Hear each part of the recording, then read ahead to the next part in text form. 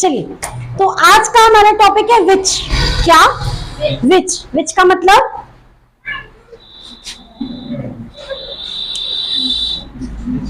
अगला relative pronoun विच। एक एक करके रिलेटिव प्रोनाउन पढ़ रहे हो, समझ आ रहा है? Yes, ma'am. अच्छे से क्लियर हो रहा है?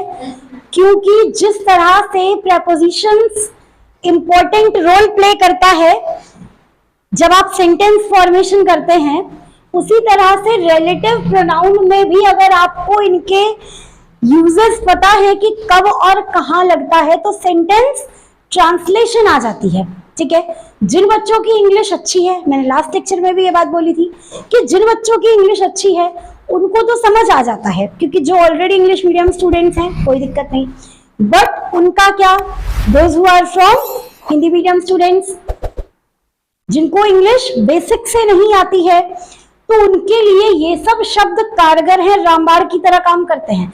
अगर आपने नियम से, जितने स्ट्रक्चर मैं कराती हूं, एक स्ट्रक्चर उठाओ, 5 सेंटेंस, एक लेक्चर में मैं 2 या 3 स्ट्रक्चर से ज्यादा नहीं पढ़ाती, तो एक स्ट्रक्चर उठाने का 5 सेंटेंस, 3 गुणे 5 15, यानी एक दिन में अगर आपने 15 सेंटेंस बनाए, then you are able to speak within 6 months. आप अपनी नोटबुक खोलकर देखोगे, भाई एक दिन में 15, तो महीने भर में कितने? 450। और 6 महीने में कितने? 6 महीने में कितने? 90, 180, 270, लगभग 2,500-3 हजार सेंटेंस। हाँ, 3,600 शायद नहीं, 2,700। ठीक है, 2,700। ठीक है, तो लगभग 2,500-3 हजार सेंटेंसेस, यानी आपने 2,500 से 3,000, इससे ज्यादा कौन बोलता है? पक पक पक पक कैसे करता थोड़ी है। ठीक है, तो उतने सेंटेंस आपने बना लिए, then you are able to speak, you are able to listen, you are able to understood what someone is saying. समझ पा रहे हो? तो जिनको अपनी इंग्लिश वास्तव में स्ट्रॉन्ग करनी है, इंग्लिश सीखने के लिए हम 6 महीने में सिखा देंगे, 21 दिन का कोर्स है, 15 दिन का कोर्स, ग्रैंड मास्टर बना देंगे, कोई जादू की छड़ी नहीं चला देता है। ठीक है, वो आपसे यही करवाएंगे, आपसे यही करवाएंगे, आपको स्ट्रक्चर्स देंगे और आपको बोलेंगे आप इन पर सेंटेंसेस बनाओ। क्योंकि आपको अगर अच्छी इंग्लिश सीखनी है, then you have to work hard by yourself. जब तक खुद काम नहीं करोगे, अंग्रेजी कभी नहीं आएगी। ठीक है, तो ग्रामर पढ़ रहे हो, एक एक चीजें पढ़ते हो, डिटेल में पढ़ते हो, बढ़िया काम करो कि इंग्लिश के सेंटेंसेस फॉर्मेशंस शुरू कर दो। जिनकी इंग्लिश बहुत अच्छी है, जिनको लगता है कि आई एम दी बेस्ट, मेरी इंग्लिश अच्छी है, ये तो यार मेरे बाएं हाथ का, मतलब बाएं हाथ का खेल है, ये दायां था, बाएं हाथ का खेल है, तो वो क्या करें, ऐसे सेंटेंस पर, ऐसे स्ट्रक्चर पर टफ सेंटेंसेस बनाएं। समझ पा रहे हो? बहुत सारे ऐसे वाक्य होते हैं कि हम हिंदी में तो फटाक से बोल लेते हैं, लेकिन इंग्लिश में ट्रांसलेट नहीं कर पाते, तो उस लेवल पर सीखें, उसी को कहा जाता है बेसिक टू एडवांस। ठीक है, तो कोशिश करें, इंग्लिश आ जाएगी, लेकिन करोगे तो आ जाएगी। इसीलिए मैं बहुत डिटेल में समय लेकर आराम से एक एक टॉपिक करवा रही हूं। तो चलिए आगे बढ़ते हैं। नेक्स्ट रिलेटिव प्रोनाउन है हमारा विच। विच का मतलब क्या होता है?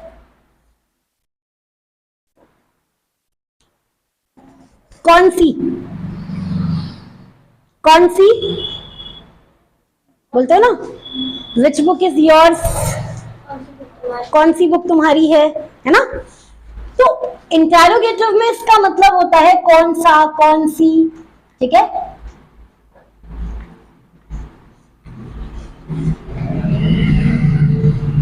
अच्छा एक और बात, क्या बोलते हैं विच इज योर फ्रेंड? बोलते हैं which is your friend, which is your brother, बोलते हैं, या विच इज योर बुक बोलते हैं। यानी कि विच जो यूज होता है, वो यूज होता है वस्तुओं के साथ, यानी कि ऑब्जेक्ट्स के साथ, यहाँ पर ऑब्जेक्ट से मेरा मतलब वो सब्जेक्ट ऑब्जेक्ट वाला नहीं, ऑब्जेक्ट का मतलब वस्तुएं, ठीक है। तो ऑब्जेक्ट्स के साथ नॉन लिविंग थिंग इसलिए नहीं लिख रही हूं क्योंकि ये एनिमल्स के साथ भी यूज होता है, ठीक है। नॉन लिविंग थिंग इसलिए नहीं लिख रही हूं क्योंकि ये एनिमल्स के साथ भी यूज होता है, ठीक है। कोई दिक्कत? रिलेटिव प्रोनाउन में आरपी, रिलेटिव प्रोनाउन में इसका मतलब होता है जो, हाँ, जो कि, या जिसने, या जिससे।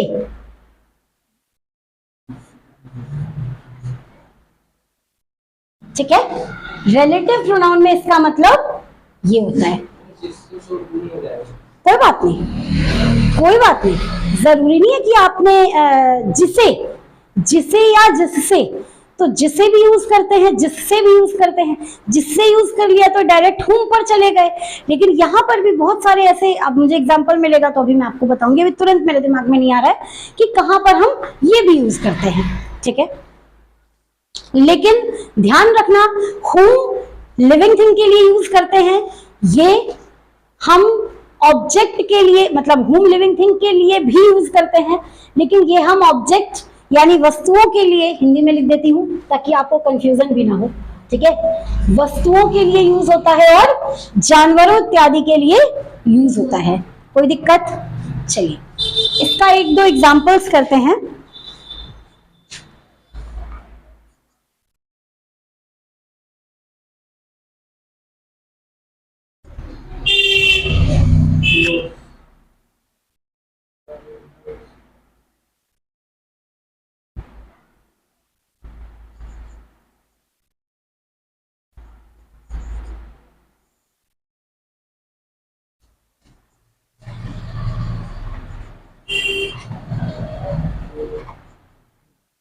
क्या फिल करोगे? The mobile is discharge which is on the table. तो यहां पर क्या फिल करेंगे? विच, यानी कि वो मोबाइल डिस्चार्ज है जो कि टेबल पर रखा है। और कोई एग्जांपल अगर करना चाहो, I have read the book, मैंने वो किताब पढ़ ली, which is given by you, जो तुमने मुझे दी थी, which is given by you, जो तुमने मुझे दी थी। तो यहां पर विच क्या काम कर रहा है? रिलेटिव प्रोनाउन का। अच्छा ठीक है, यहां पर ये सेंटेंस क्या करता है? ये सेंटेंस क्या, कैसा काम करता है? ये सेंटेंस नाउन का यहां पर दूसरे सेंटेंस से रिलेशन ही बताता है, क्योंकि रिलेटिव प्रोनाउन है, काम वो वही करेगा, बस इसका बेसिक यूज जो होता है, ये यूज हमेशा इस ऑब्जेक्ट के लिए हो रहा है। बुक क्या है? नाउन तो है, लेकिन क्या है, कैसा नाउन है? नहीं, ऑब्जेक्टिव से मतलब नहीं है, मतलब नॉन लिविंग है ना, कोई वस्तु है, कोई वस्तु है, थिंग है, कोई भी थिंग है। यहां पर ये डिस्चार्ज के लिए यूज हो रहा है, मोबाइल के लिए, मोबाइल इज डिस्चार्ज। तो मोबाइल कैसा है? डिस्चार्ज है, मोबाइल कोई वस्तु है, यानी इसका विच का डायरेक्ट कनेक्शन यहाँ पर मोबाइल से है। मोबाइल क्या है? कोई वस्तु है, यानी कि विच हमेशा किसी वस्तु के लिए यूज होता है। चलिए किसी एनिमल के लिए यूज करके देखते हैं।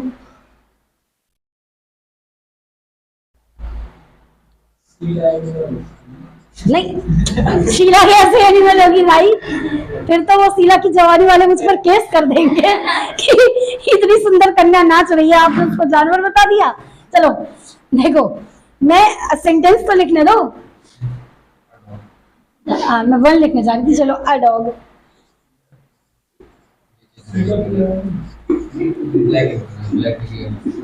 विच is black in colour. Sheela have a dog which is black in colour, और हैव नहीं, हैज। हाँ बेटा जी बोलिए। अच्छा, ठीक है, कोई बात नहीं, तो समझ के याद कर लो यार, क्या करना है, ज्यादा याद रहेगा, इमेज छप जाएगी दिमाग में। ठीक है, तो Sheela has a dog which is black in colour. यहाँ पर ये विच जो है, ये विच रिलेटिव प्रोनाउन है, किस ऑब्जेक्ट के लिए काम कर रहा है, डॉग के लिए। अब डॉग कोई वस्तु तो नहीं है, लेकिन क्या है डॉग, जानवर है, एनिमल है, यानी कि विच हमेशा एनिमल्स या जानवर या वस्तुओं के लिए यूज करते हैं। ट्रिक याद करने की, नाउन, नाउन के बाद विच और विच के बाद वही अपना हेल्पिंग वर्ब, लेकिन वो जो नाउन है वो नाउन या तो थिंग होना चाहिए या तो एनिमल होना चाहिए। याद रह जाएगा, ठीक है। तो विच, इससे ज्यादा कुछ नहीं है, करिए, फिर इसके आगे बढ़ते हैं नेक्स्ट टॉपिक पर। अरे तो क्या हुआ, पार्ट 2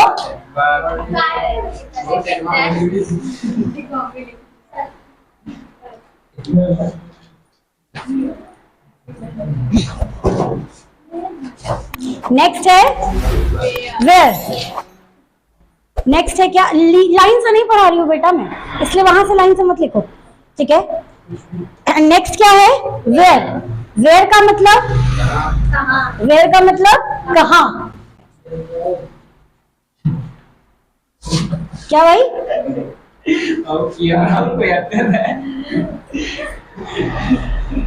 कहाँ, बोलो बोलो, कुछ पूछना चाह रहा है पीछे से वो।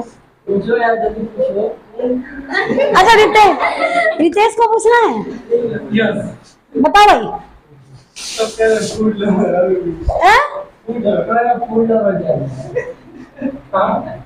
लवर्स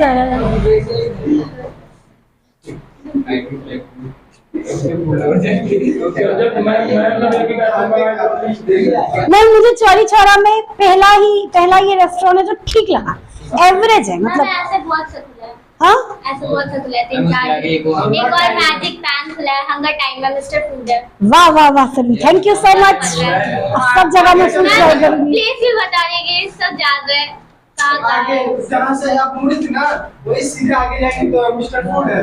वाह, उससे पहले ही उससे पहले और जहाँ गई थी वहाँ से थोड़ा और आगे जाएंगे तो मैजिक पैन है। वाह, थैंक यू सो मच। और पेट्रोल पंप के पास हंगर टाइम है। Because I am too foodie person, मेरी सेहत को देखकर लगता है ना खाती पीती रहती हूँ। चलो पढ़ लो, बस बस, टाइम्स अप। वेयर, वेयर का मतलब कहाँ, ठीक है। तो कहाँ, जहां, कहाँ जहां, याद रहेगा। सभी इसी तरह से सेंटेंसेस हैं। तो रिलेटिव प्रोनाउन में इसका मतलब जहां, ठीक है। अब ये यूज किसके लिए होता है, ये यूज किसके लिए होता है, इंटरोगेटिव में। याद करो वेयर कहाँ यूज करते थे, वेयर डू यू लिव, तुम कहाँ रहते हो, यानी प्लेस के लिए, ठीक है। तो ये वेयर आपका रिलेटिव प्रोनाउन में जो यूज होता है वो यूज होता है प्लेस के लिए। जब हम नाउन प्लेस का रिलेशन सेंटेंस पीछे ऑब्जेक्ट से करते हैं तो उस रिलेशन को कौन दिखाता है, रिलेटिव प्रोनाउन हमारा वेयर। याद रहेगा। चलिए एक एग्जांपल देखते हैं।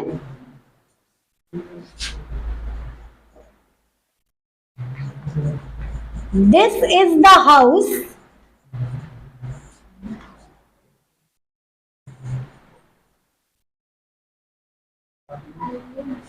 Where I lived.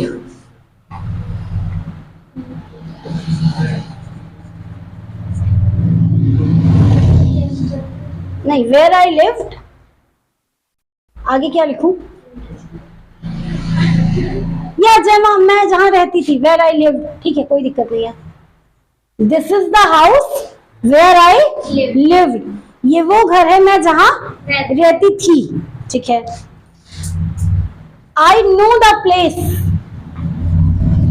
I know the place,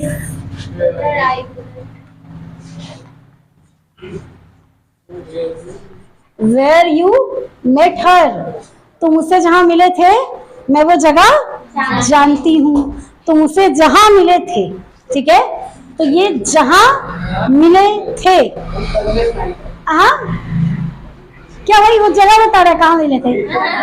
हाँ ठीक है, तो वेयर यू मेट, तुम जहां मिले थे। तो देखो यहाँ पर प्लेस की ही बात हो रही है, ठीक है, स्थान की बात हो रही है, यानी नाउन कौन सा यूज हो रहा है? जहां पर नाउन आपका स्थान बताए, तो ऐसे केस में आप क्या लगा देते हैं? वेयर। किसी को कोई दिक्कत? समझ में आ रहा है? यानी कि फिर से वही चीज, नाउन ही रहेगा, बाद में प्रोनाउन, बाद में वापस से नाउन या प्रोनाउन ही रहेगा, दोनों के बीच में वेयर रहेगा, लेकिन इधर वाला नाउन क्या रहेगा? प्लेस के लिए रहेगा। किसी को कोई दिक्कत? जैसे जैसे आगे आगे बढ़ रहे हो, रिलेटिव प्रोनाउन मेरे ख्याल से बहुत जल्दी जल्दी समझ में आ रहा है, ठीक है। एक लास्ट बचा है, कौन सा? व्हाट, यहीं पर करा देती हूँ। अच्छा दैट और व्हेन भी है, ठीक है, वो भी करा देंगे। देखिए व्हाट का मतलब क्या? हंसी आपकी जोर से आ जाती है, जितने जोर से आप है उतनी जोर से हंसी भी यहाँ तक आती है, तो इसलिए अंदर हंसे, बाकियों की तरह हंस लें। चलिए व्हाट का मतलब क्या? रिलेटिव प्रोनाउन में इस क्या का मतलब होता है, अब क्या का ज्या तो कह नहीं सकते, तो यानी जो या जो कुछ, जैसे कि जो कुछ भी तुम्हें चाहिए तुम ले लो। Whatever you want you can take या बाई इट, बाई इट या टेक इट, ठीक है। तो वॉट से यहां मतलब होता है जो या जो कुछ, रिलेटिव प्रोनाउन में। वॉट हमेशा या तो सेंटेंस के शुरू में आता है, स्टार्ट में आ जाएगा, या फिर वर्ब के बाद आता है, वर्ब प्लस व्हाट, वर्ब के बाद आफ्टर दैट नाउन या प्रोनाउन, याद रह जाएगा। एग्जाम्पल देखते हैं। You can get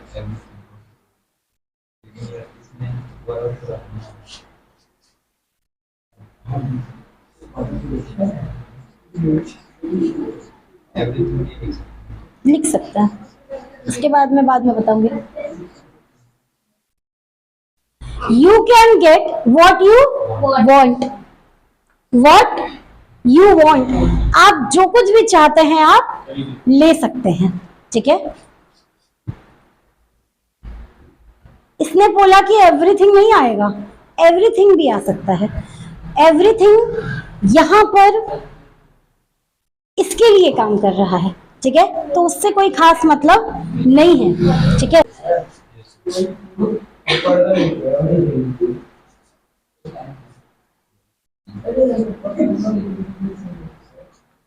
What he says true, जो कुछ भी उसने कहा वो सब सही है, जो कुछ भी उसने कहा वो सब सही है।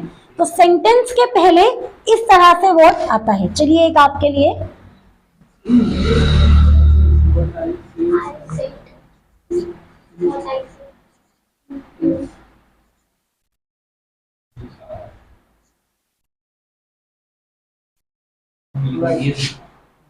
हाँ, What I said to you,